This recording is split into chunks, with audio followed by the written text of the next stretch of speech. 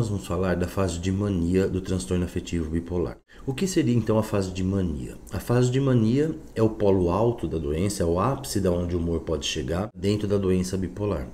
É onde o paciente está com muita energia, né? O paciente está energizado, porque não existe só uma flutuação do humor, mas também da energia, principalmente da energia. Então esse paciente tem uma redução da necessidade de sono, ele pode ficar logorreico, ele pode ficar irritável, irritabilidade alta. Normalmente a irritabilidade é o que mais aparece dentro da fase de mania. Ele pode ter ou não sintomas psicóticos. O que são sintomas psicóticos? São sintomas que rompem com a realidade.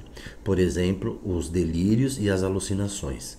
O que são delírios? Delírios são alterações do pensamento. Então o indivíduo passa a ter crenças que não condiz com a realidade.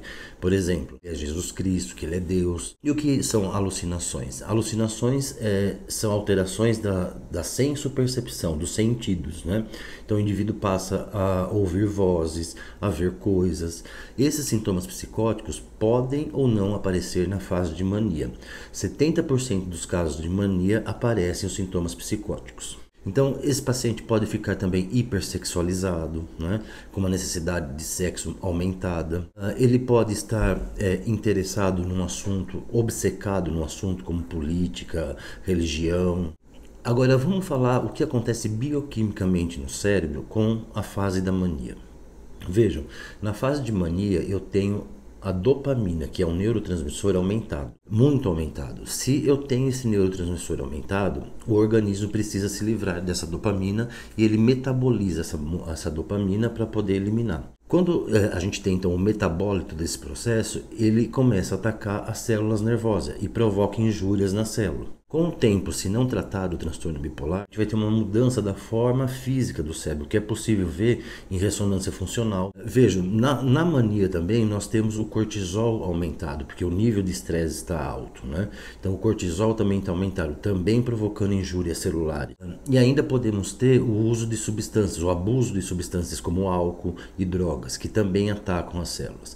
Então a fase de mania é uma fase que provoca lesões cerebrais importantes, por isso que ela deve ser evitada. Por isso que a medicação deve ser continuada, por isso que o carbonato de lítio e o divalproato de sódio são medicações que protegem o neurônio dessa fase.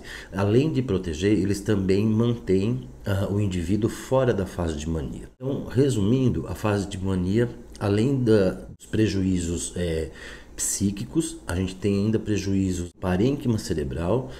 E assim, de todas as fases do transtorno bipolar, a fase de mania é a que mais prejudica a célula nervosa, a que mais prejudica e pode provocar a morte de neurônios. Um abraço e até a próxima.